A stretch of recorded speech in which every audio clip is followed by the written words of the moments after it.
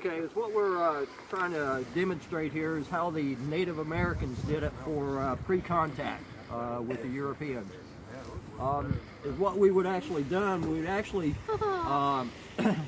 to build a trough like you see right here. In order to get that trough, we'd actually take a log and then build a fire over top of this log. And then when that burned down and had cinders in it, we'd actually take stone tools and chisel out the ash and the cinders, and then we'd keep doing that process until we got to the depth of the trough that we wanted. Once we got these troughs, this is just a small scale of what they had. Some of the troughs are 20 to 30 feet long, and they would actually be spread throughout the camp here. And it wouldn't be in their main village. Some of their sugar camps was 2 to 3 miles away. And they would use different sugar camps in different years. Maybe they'd have about 5 or 6 camps that they'd use, you know, following each year.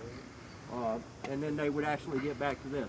One of the reasons they built it a couple miles away from their main village is because of the amount of firewood that actually takes to actually boil the sap down.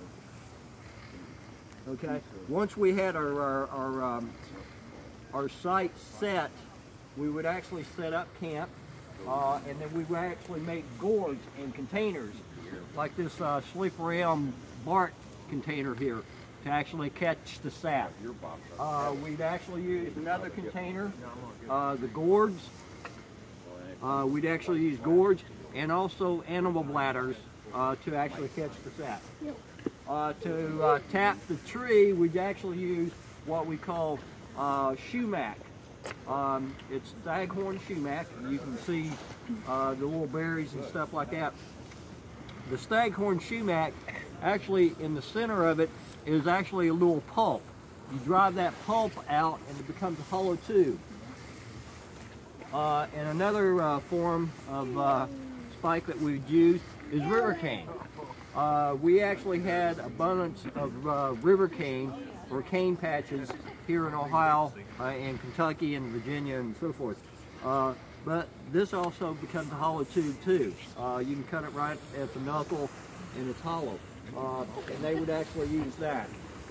Once we got that done, we'd actually bring the sap over here to the log, and you can see we were using stones to actually heat this up. We can actually get this to boil to get it down to this sap part of it, or the syrup. The reason we didn't use syrup with the Native Americans is because the syrup only lasts for a couple of weeks. So we'd actually take it to the other process, which is actually sugar. Sugar would last for decades with that. Once we had the sugar and stuff, we ate it on everything. From our meat, vegetables, even we would actually make snowballs and dip it in the sap and stuff, and the kids would actually eat that.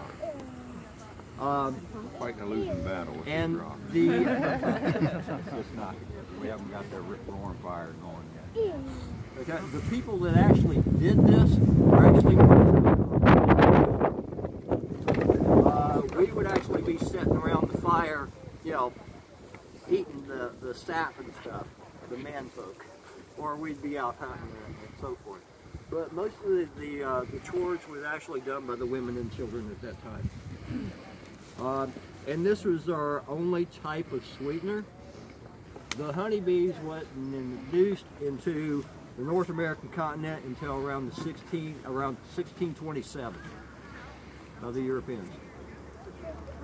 Any questions?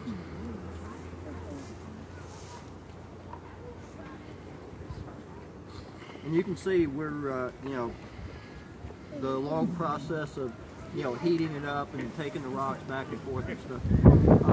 And we can actually get this down to where, you know, it's actually sugar by doing that. Okay? Thank you. You're welcome. Thanks.